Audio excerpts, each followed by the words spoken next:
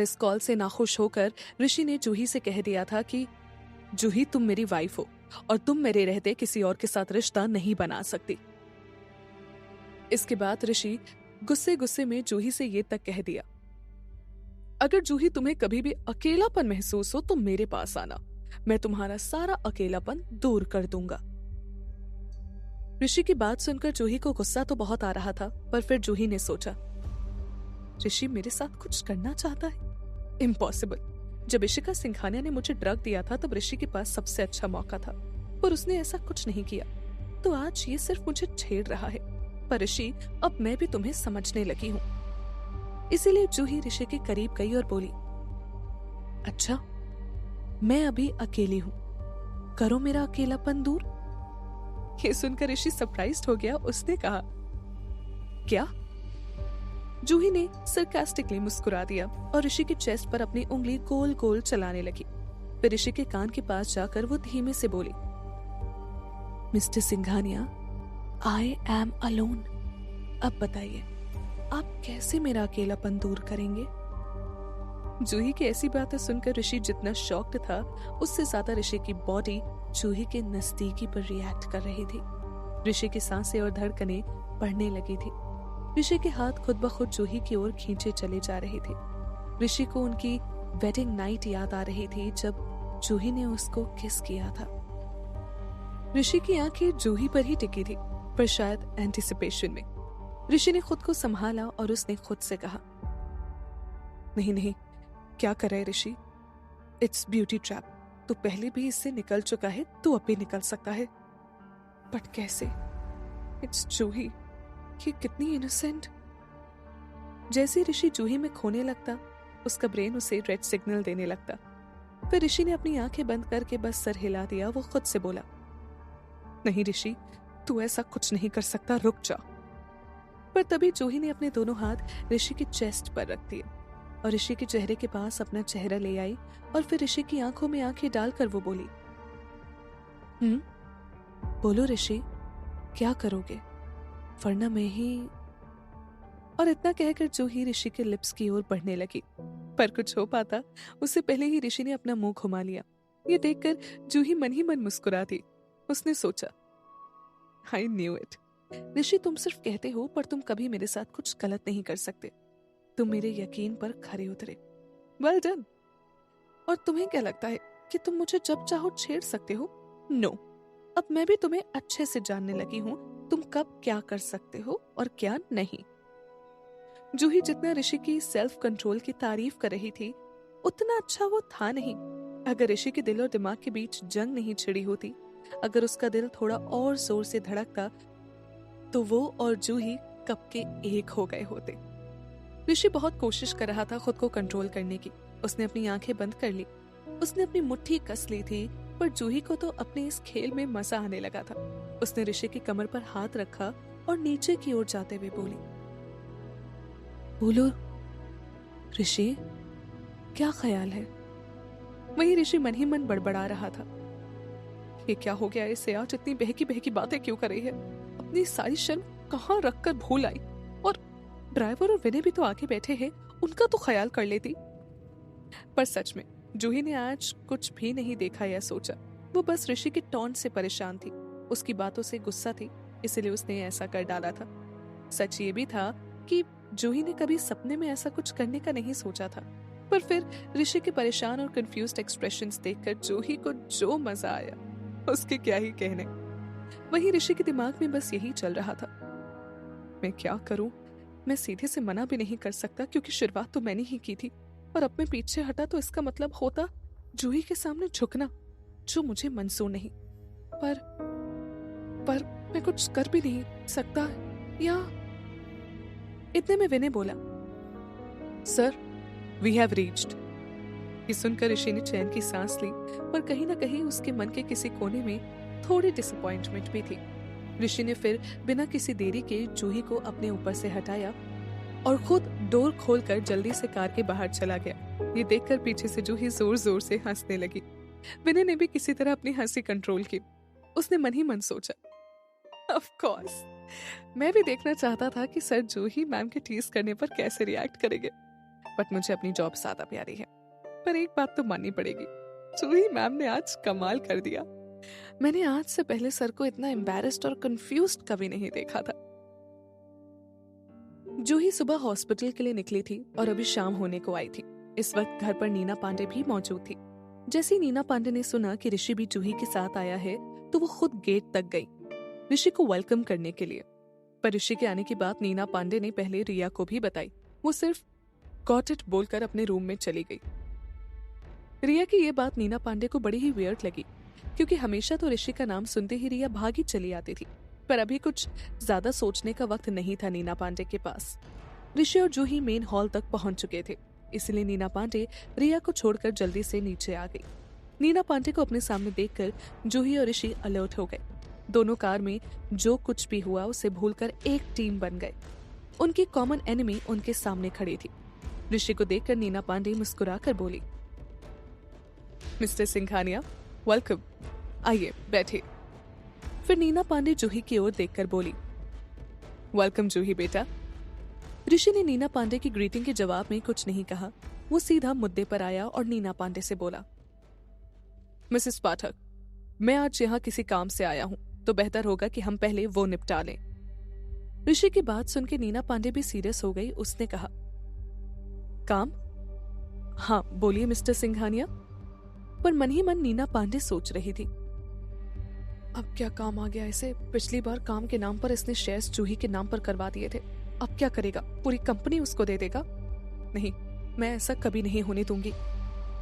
पर ऋषि ने तो नीना पांडे की सोच से भी परे ही बात कह दी। उसने कहा, मिसेस पाठक, प्लीज कॉल रिया।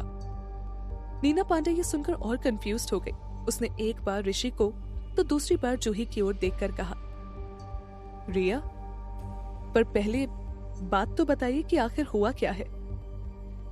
तो इस पर ऋषि ने सीधे सीधे उनसे कह दिया, आप पहले रिया को नीचे बुलाइए ताकि वो मेरी वाइफ से फॉर्मली माफी मांगे।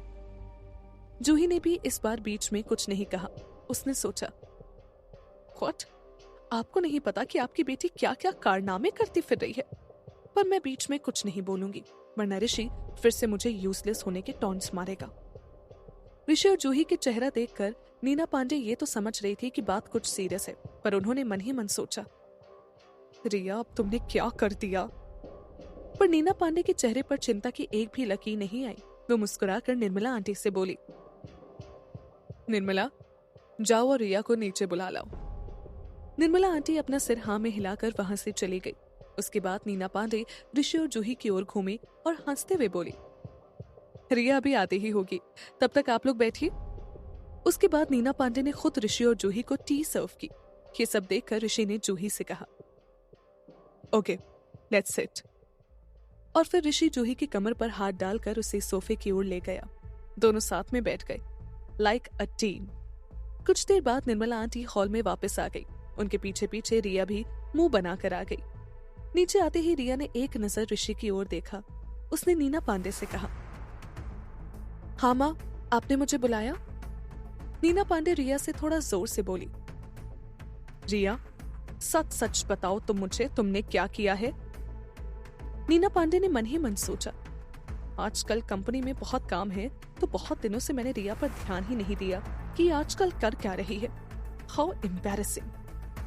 पर रिया तो रिया थी, वो कहाँ इतनी आसानी से अपनी गलती मानने वाली थी। उसने बड़े इनोसेंटली कहा, व्हाट? आई डोंट नो, आप किस बारे में बात कर रही हैं? रिया के एक्सप्रेशन साफ कह रहे थे, किसकी इतनी हिम्मत जो मुझसे कुछ भी मनवा सके?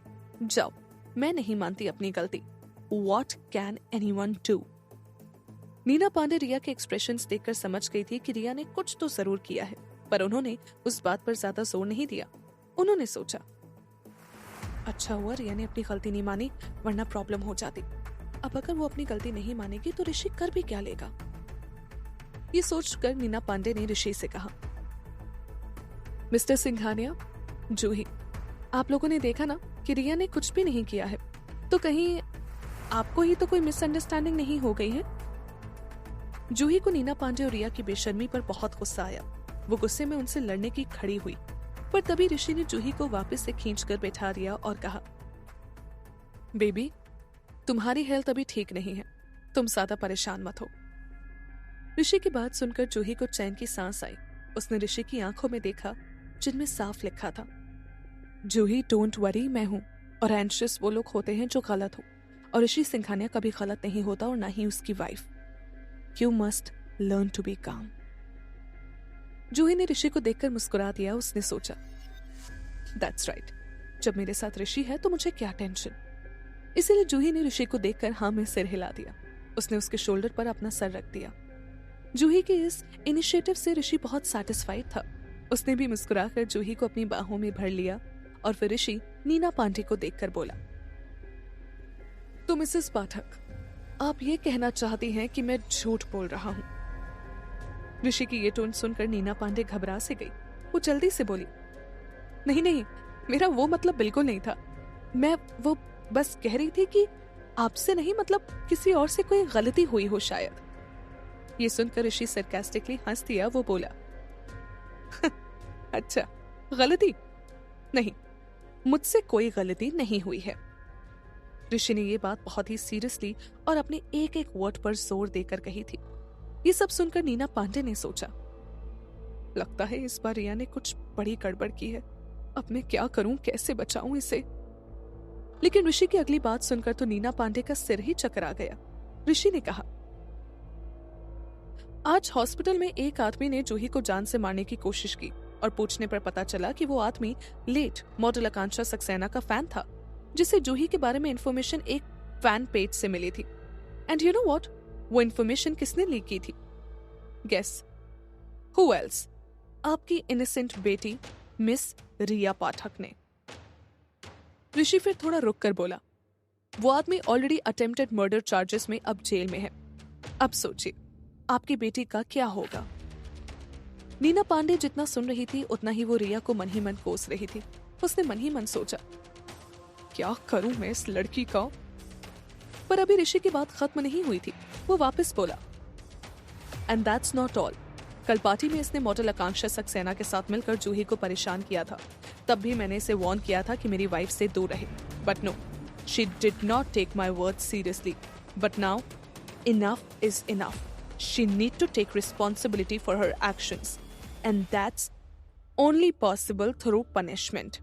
And I will make sure that she get an appropriate punishment, जो इसको हमेशा याद दिलाएगी कि मेरी जूही के साथ कभी कुछ गलत नहीं होना चाहिए। क्या वो दिन आ गया है जब रिया को उसके किए की सजा मिलेगी, या फिर कुछ ऐसा हो जाएगा कि रिया बच जाएगी? क्या फैसला लेंगे जूही और ऋषि?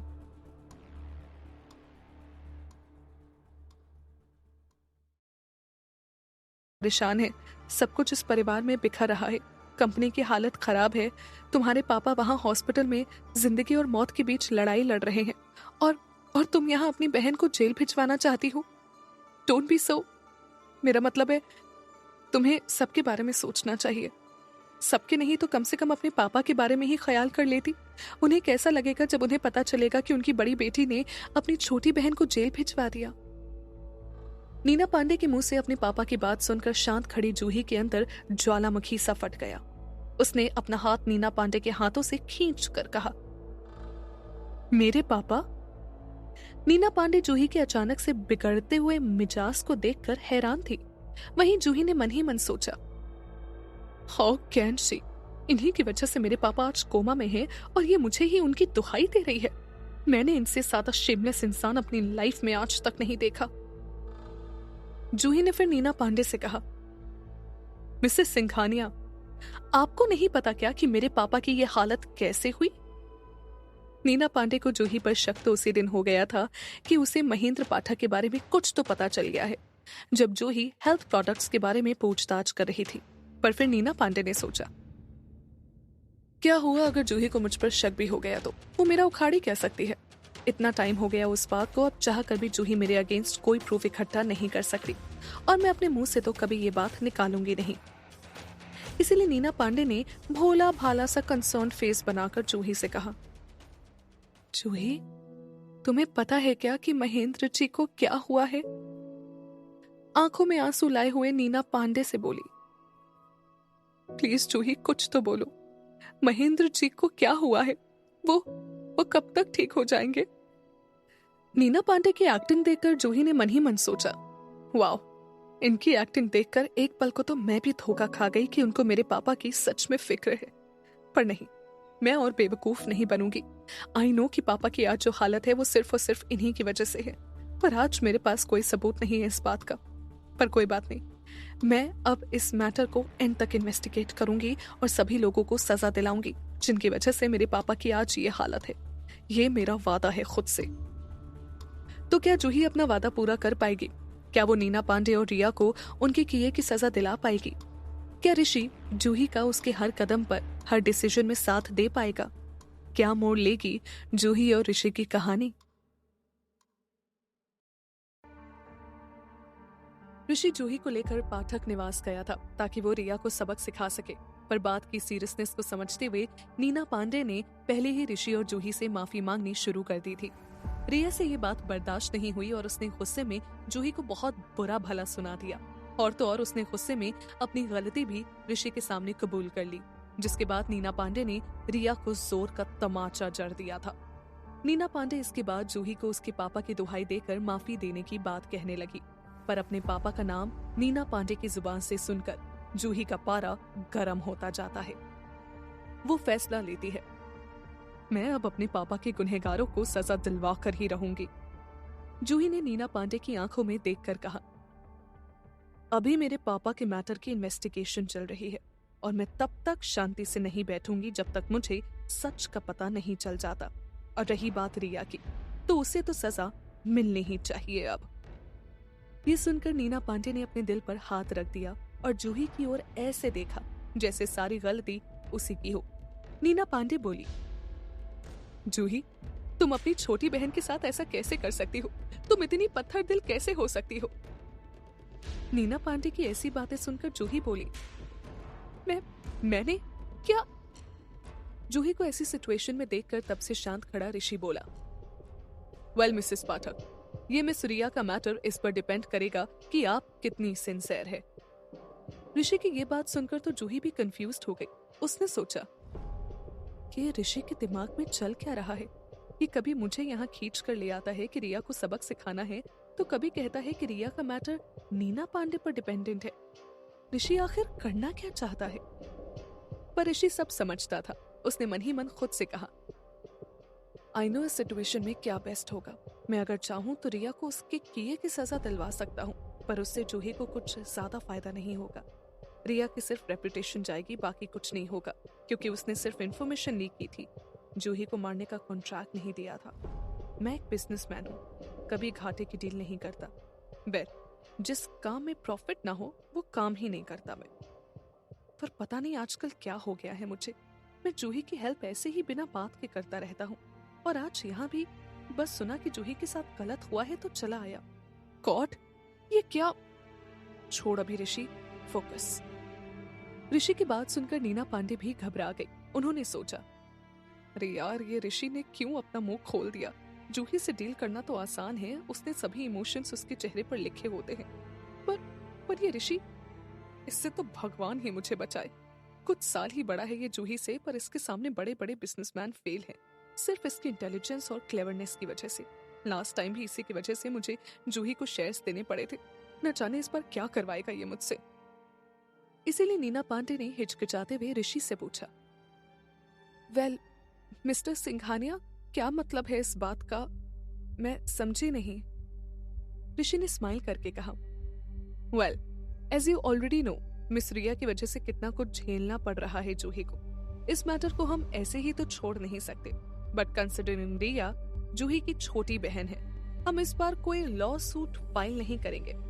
पर इस बात को यूं भुलाया भी नहीं जा सकता, इसीलिए जो मेंटल और फिजिकल ट्रॉमा जूही को फेस करना पड़ा, उसका कॉम्पनसेशन तो इसे मिलना ही चाहिए। तभी तो लगेगा कि आप वाकई इस मैटर पर सिंसियर हैं और अपनी गलती भी मानने में। ये सुनकर नीना पांडे ने अपने दांत पीसते हुए पूछा, क्या करना होगा मुझे अब अपनी सिंसेरिटी शो करने के लिए? ऋषि ने बिना वक्त गंवाए कहा, जूही इंडस्ट्रीज के शेयर्स। ऋषि की ये बात सुनकर नीना पांडे के सीने में सच में दर्द शुरू हो गया। जूही तो बस ऑडियंस बनकर एक बार ऋषि को देखती और अगले ही पल नीना पांडे के पीले पड़ चुके चेहरे को। जूही ने मन ही मन ऋषि को थम्स अप दिखाया और सोचने लगी, वाओ, मान गई मैं तुम्हें Rishi, you are great, I love you. Juhi फिर एकदम से शांत हो गई। उसने खुद को डांटते हुए कहा, ये क्या कह रही है तू जूही, पागल तो नहीं हो गई? It's not love, it's appreciation, yes it's that only. Juhi ने खुद को तो संभाल लिया, पर उसका चेहरा टमाटर की तरह लाल हो गया था, जिसे देखकर ऋषि ने कहा, जूही क्या हुआ, तबीयत तो ठीक है? Are you feeling unwell? पर ऋषि का सवाल सुनकर तो जूही और भी लाल हो गई। उसने धीमे से सर नीचे झुकाकर कहा, no nothing, I am fine. Juhi का जवाब सुनकर ऋषि ने उससे तो और कुछ नहीं कहा, पर मन ही मन वो सोचने लगा, अब इसको क्या हो गया, कहीं एक्सीडेंट का आफ्टर ट्रॉमा तो नहीं है? वहीं नीना पांडे ने घबराते हुए कहा, शेयर्स पर? नीना पांडे की आवाज सुनकर ऋषि उनकी ओर देखने लगा। वो बोला, व्हाट? आप जूही से कहती हैं कि वो बड़ी बहन होने का फर्ज निभाए, पर आप अपनी खुद की बेटी की गलतियों को सुधारने के लिए कुछ नहीं करेंगे? क्या सारी रिस्पॉन्सिबिलिटी सिर्फ मेरी वाइफ की ही है, आपकी और आपकी नादान बेटी की नहीं? ऋषि की इस बात ने नीना पांडे को शांत कर दिया। उनको गुस्सा तो बहुत आ रहा था, पर वो ऋषि के सामने बोलती भी क्या। जब ऋषि ने देखा कि नीना पांडे के पास बोलने को कुछ भी नहीं है, तो वो जूही की ओर मुड़ा, पर अब जूही ठीक थी। ये देखकर ऋषि ने चैन की सांस ली, पर जब उसने जूही की आंखों में अपने लिए सिंसियर एक्सप्रेशंस देखे, तो ऋषि एक पल के लिए उन्हीं आंखों में खो गया। पर तभी नीना पांडे ने फिर मूड खराब कर दिया। उसने कहा, मिस्टर ऋषि, जूही अभी यंग है और जूही इंडस्ट्रीज में भी अभी बहुत प्रॉब्लम्स चल रही हैं, तो ऐसे में जूही को शेयर्स देने का मतलब है रिस्पॉन्सिबिलिटी। फिर नीना पांडे जूही की ओर देखकर बोली, जूही, अच्छा तुम ही बताओ, क्या तुम अभी अपने पापा की कंपनी संभालने की हालत में हो? क्या तुम्हें यकीन है कि तुम्हारी वजह से उसे और लॉसेस नहीं झेलने पड़ेंगे? Then I am ready. Neena Pandey की ये बात सुनकर जूही बिल्कुल चुप हो गई। उसके पास नीना पांडे की इस बात का कोई जवाब नहीं था। वो जानती थी, I know I am not ready. Juhi का जवाब उसके चेहरे पर साफ लिखा था, जिसे देखकर नीना पांडे बहुत खुश हो रही थी। पर ऋषि के होते हुए क्या ये पॉसिबल था कि जूही हार जाए? बिल्कुल नहीं। ऋषि ने कहा, मिसेस पाठक, आपको लगता है कि मेरे होते हुए आपको जूही के बिजनेस मैटर्स की चिंता करने की जरूरत है? I don't think so, but yeah obviously if you are not sincere about this matter then.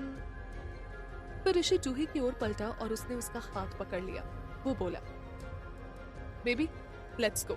Mrs Pathak is not sincere enough in her intention. Now our lawyers will talk to हर।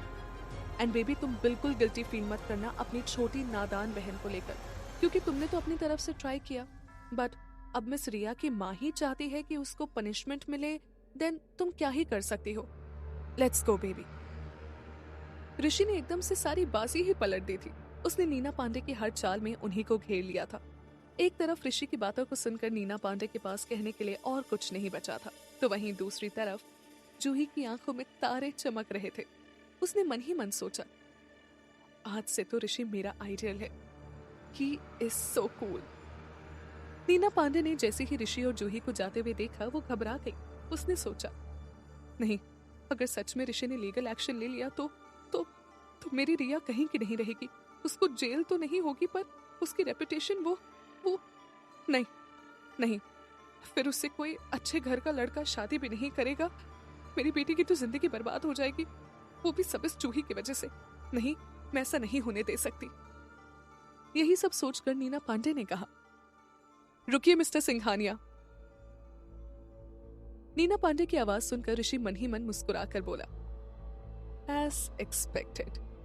पर नीना पांडे के सामने वही एक्सप्रेशनलेस ऋषि खड़ा था। उसने कहा, Mrs पाठक, मैंने आपकी सिंसेरिटी देख ली है। मैं यहाँ सिर्फ जूही की वजह से आया था।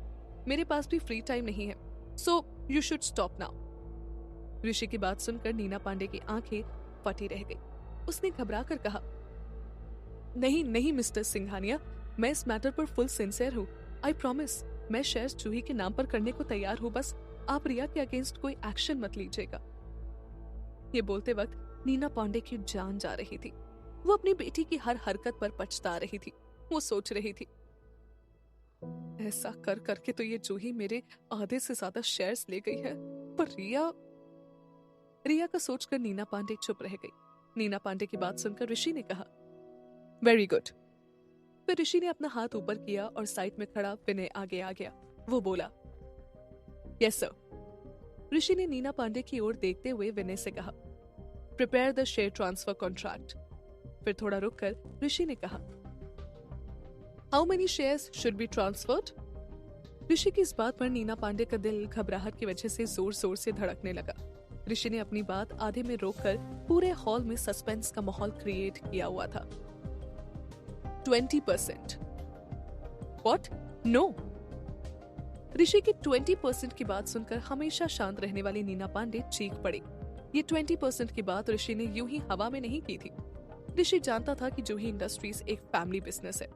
इसमें 20% शेयर्स पाठक के रिलेटिव्स के नाम पर है, 10% दूसरे शेयर्स होल्डर के नाम पर और बाकी बचे 20% महेंद्र पाठक और नीना पांडे के नाम पर जब से महेंद्र पाठक कोमा में गए हैं तब से नीना पांडे ने सभी 70% शेयर्स हथिया लिए हैं। तो इस हिसाब से महेंद्र पाठक की बड़ी बेटी होने के नाते जूही का 20% शेयर्स का ओनर होना कोई बड़ी बात नहीं है।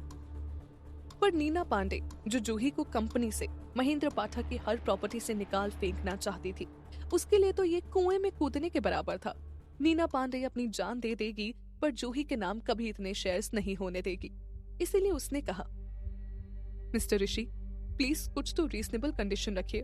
आप पहले ही जूही के नाम पर 10% शेयर्स करवा चुके हैं, अब ये 20% मिलाकर तो उसके पास अकेले के 30% हो जाएंगे। आप ऐसा कैसे कर सकते हैं? मैंने अपना खून पसीना लगाया है इस कंपनी के लिए, और अगर आपको जूही की इतनी ही चिंता है तो आप उसके लिए एक नई कंपनी क्यों नहीं खोल देते? सिंघानिया कॉर्पोरेशन के लिए तो ये कोई बड़ी बात नहीं है। ये सुनकर ऋषि बहुत ही सीरियसली उनसे बोला, मिसेस पाठक, माना आपने जूही इंडस्ट्रीज को लंबे समय तक मैनेज किया है, पर जूही भी मिस्टर महेंद्र पाठक की बड़ी बेटी है। उसका भी इस कंपनी में उतना ही हक है जितना आपका, और ये बात कभी मत भूलिएगा। और रही बात ज्यादा कम की, तो आप जूही को वही दे रही हैं जिस पर उसका हक है। And Juhi is my wife, my family. उसको वो हर चीज मिलेगी जिस पर उसका हक है, और वो भी जो वो चाहती है। फैमिली, ये वर्ड जूही ने अपनी माँ के गुजरने के बाद आज पहली बार सुना था। जूही ने मन ही मन सोचा, फैमिली, क्या सच में ऋषि मुझे अपनी फैमिली मानता है? पता नहीं, आज जो उसने मेरे लिए किया है वो मैं कभी नहीं भूलूंगी। माँ के जाने के बाद इतने सालों बाद किसी ने पहली बार मेरे लिए स्टैंड लिया है। पापा तो थे, पर वो हमेशा नीना पांडे को ही सही समझते थे। उनसे कभी कुछ कहने का कोई मतलब ही नहीं था, और सही कहूं तो जो उन्होंने माँ के साथ किया उसके बाद हमारा बॉन्ड बहुत कमजोर हो गया था। पर आज ऋषि, तुमने तो मेरा दिल छू लिया। इतना भी मत करो मेरे लिए ऋषि कि मुझे तुम्हारी आदत पड़ जाए। क्या ऋषि और जूही की एक दूसरे के लिए फिक्र एक दिन प्यार का रूप ले लेगी?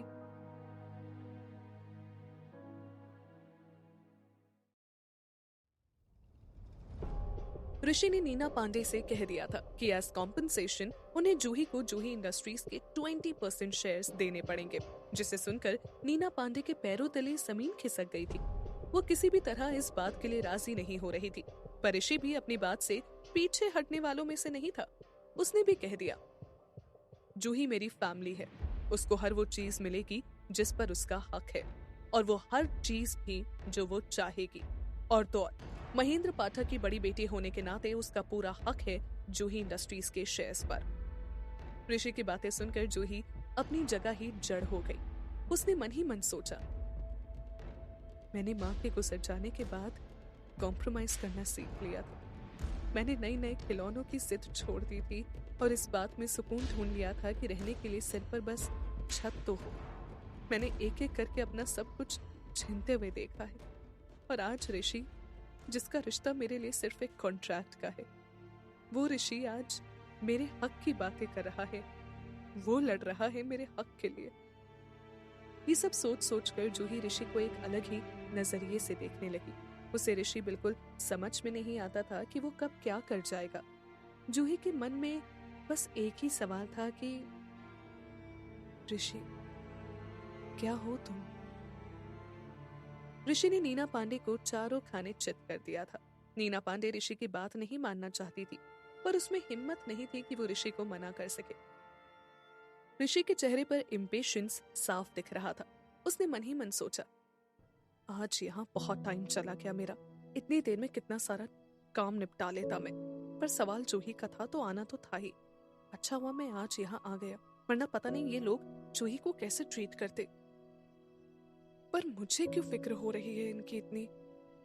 नहीं नहीं, मुझे जूही की नहीं बल्कि मिसेस सिंघानिया के नाम की फिक्र है। हाँ, ऐसे कैसे कोई भी ऐरा गैरा मिसेस ऋषि सिंघानिया को इल ट्रीट करके बच सकता है? ऋषि लाख ना माने, पर उसके दिल में जूही के लिए परवाह तो थी ही, वरना ऐसे छोटे मोटे काम ऋषि कभी खुद से नहीं करता था। वो हमेशा विनय को ही भेजता था। पर अब जहाँ जूही की कोई भी बात होती थी, ऋषि वहाँ होता ही था। ऋषि की लाइफ में जूही से पहले काम से इम्पोर्टेंट कभी भी कुछ नहीं था। शायद इसका एहसास ऋषि को अभी नहीं था, या किसी वजह से वो जानकर भी अनजान बन रहा था। पर दिल की बातें कब तक दिल में रह सकती थी? फिर ऋषि ने अपने थॉट्स को एक फुल स्टॉप लगा दिया और अपनी रिस्ट वॉच की ओर देखकर मन ही मन बड़बड़ाया, शिट, कितना टाइम लग रहा है मिसेस पाठक को एक छोटा सा डिसीजन लेने में। It's a total time waste. उनको या तो साइन करना है या नहीं करना है, इसमें इतना सोचने वाली क्या बात है? और वैसे भी ये कंपनी ओरिजिनली जूही के पापा की ही थी। इसीलिए इम्पेशेंट होकर ऋषि ने कहा, Mrs Pathak, I am in Hari, please decide fast. I don't have all day just for this. ये सुनकर नीना पांडे ने मन मार कर हाँ कह दी। फिर ऋषि ने अपना सिर हिला दिया और विनय से कहा, विनय, यू अंडरस्टूड राइट? देन कल तक कॉन्ट्रैक्ट प्रिपेयर कर लेना और मिसेस पाठक को दिखा देना। If everything is fine then let her sign it. और हाँ, अपने सामने ही जूही से साइन करवाना।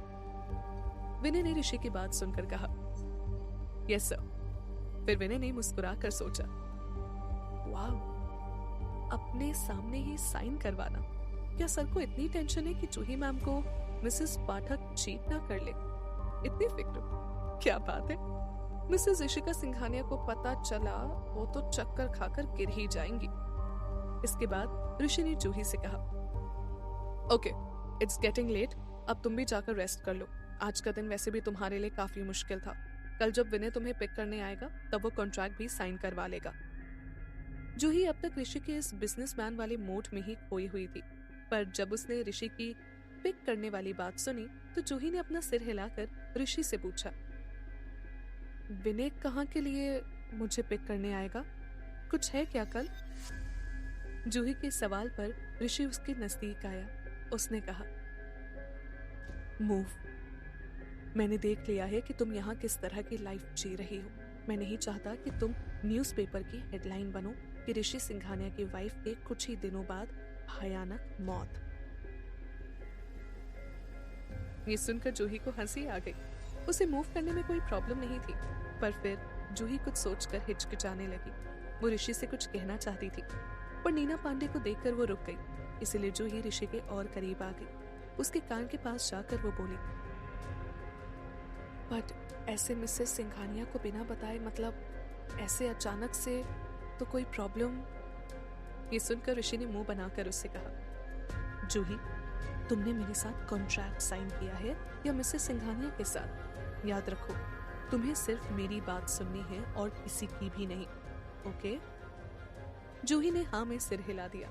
उसने मन ही मन सोचा, वेल, इशिका सिंघानिया होगी इम्पोर्टेंट, पर ऋषि इज मोस्ट इम्पोर्टेंट। फिर ऋषि ने जूही के सिर पर हाथ फेर कर कहा, वेरी गुड, अच्छा अब जाओ एंड हैव सम रेस्ट। पर जूही अपनी जगह पर ही खड़ी रह गई। वो ऋषि को देखने लगी। उसने सोचा, ऋषि के एक्शंस कितने नेचुरल है। It's like we are already in love. नहीं नहीं जूही, कंट्रोल योर थॉट्स। तू इस एक्टिंग में ज्यादा ही इन्वॉल्व हो रही है। फिर जूही ने अपना सिर हिलाकर ऋषि की ओर देखा। ऋषि मेन गेट की ओर जा रहा था। तभी जूही की नजर उसके हाथों पर पड़ी। तब जाकर जूही ने ध्यान दिया कि उसने अब तक ऋषि का कोट पकड़ा ही हुआ था। जूही ने पीछे से ऋषि को आवाज लगाई, ऋषि वेट, तुम्हारा कोट।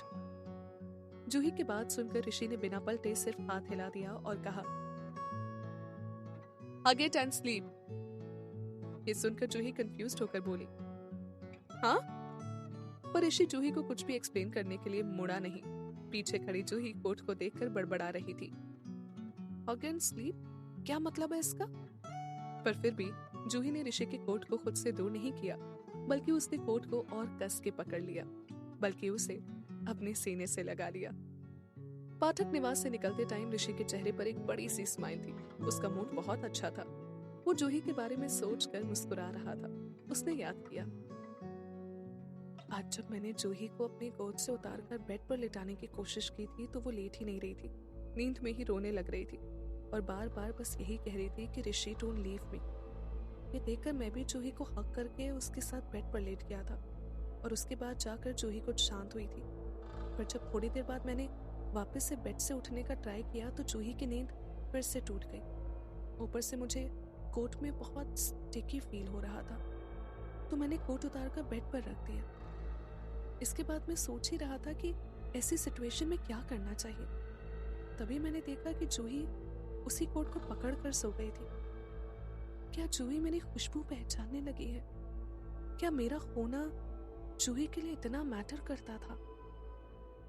इन सवालों को सोच सोच कर ऋषि खुश हो रहा था, शायद किसी उम्मीद में, पर इस उम्मीद की खबर तो खुद ऋषि को अब तक नहीं थी। दूसरी तरफ नीना पांडे कब से हार कर वहीं सोफे पर बैठी थी। जब जूही ऋषि के बाहर जाने के बाद पलटी तब उसने देखा कि नीना पांडे सोफे पर बैठकर उसे ही देख रही है, पर जूही ने उन्हें इग्नोर किया। वो सीढ़ियों की ओर जाने लगी, पर नीना पांडे से अब बर्दाश्त नहीं हुआ। अब तक वो सिर्फ ऋषि की वजह से चुप थी। ऋषि के जाते ही वो जूही पर चिल्लाकर बोली, अब तो तुम्हें चैन आ गया होगा ना, मुझसे इतने शेयर्स जो छीन लिए हैं तुमने। पर कुछ तो असर हुआ था ऋषि का जूही के ऊपर। वो नीना पांडे से घबराई नहीं, वो उनकी आंखों में देखकर बोली, well it was right, Juhi industries originally मेरे मम्मी पापा की ही थी, तो इस पर मेरा पूरा हक है हमेशा से।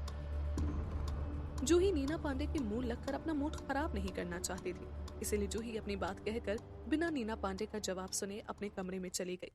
नीना पांडे के पास जूही को कॉन्ट्रडिक्ट करने के लिए कुछ नहीं था, वो बस उसे गुस्से से घूर रही थी।